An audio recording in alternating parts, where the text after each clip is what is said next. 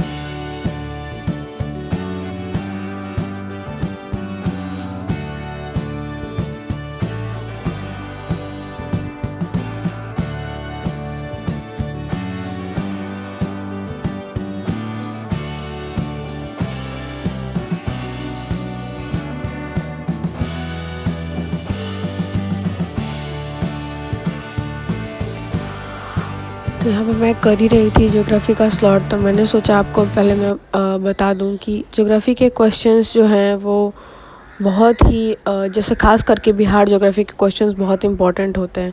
आप देख सकते हैं यहाँ पे लैटिट्यूड लॉन्गिट्यूड का मैं दिखाने की कोशिश कर रही हूँ कि जो इंपॉर्टेंट पॉइंट्स है वो आपको दिखे, और शायद उससे भी आपको आइडिया लग सके कि कैसे नोट्स करने चाहिए और कैसे चीज़ों को कवर अप करना चाहिए।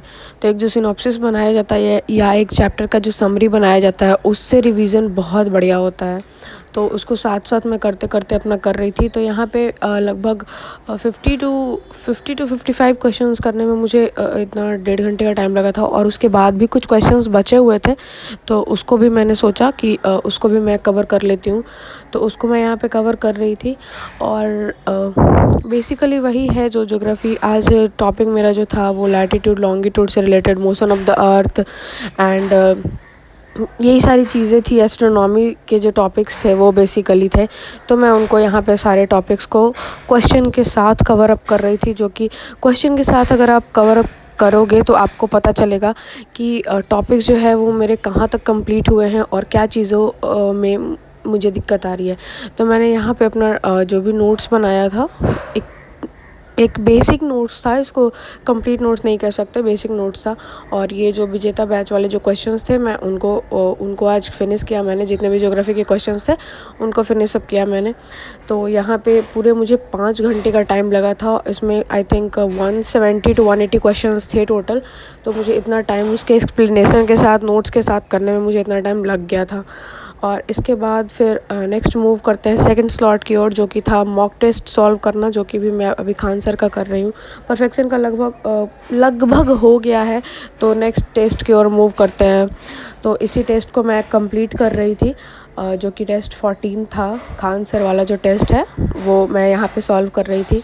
और आप किस इंस्टीट्यूट के फॉलो करते हो, या आपको अगर कोई दिक्कत आ रही है तो let me know in the comment section, और टेलीग्राम पे भी मुझे आप डीएम कर सकते हो अगर चीज़ें आपको नहीं मिल रही है। खान सर की टोटल और टेस्ट जो है वो ऑनलाइन अवेलेबल है, अगर आपको नहीं मिल रही है लेट मी नो, मैं आपको शेयर कर दूँगी।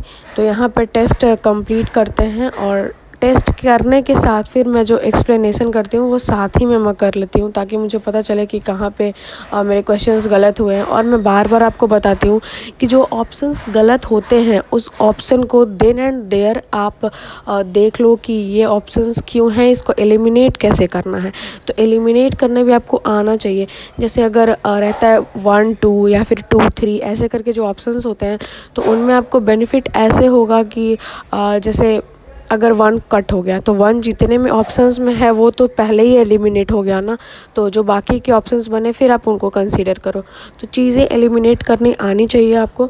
और यहाँ पे मेरा जो टेस्ट था वो ख़त्म हो चुका था। उसके बाद फिर मैंने अपना करंट का सीरीज़ शुरू किया, जो कि वॉल्यूम 8 और एडुटेरिया का रिवीजन करना था। तो इसको रिवीजन करते हैं, फिर मिलते हैं आपसे।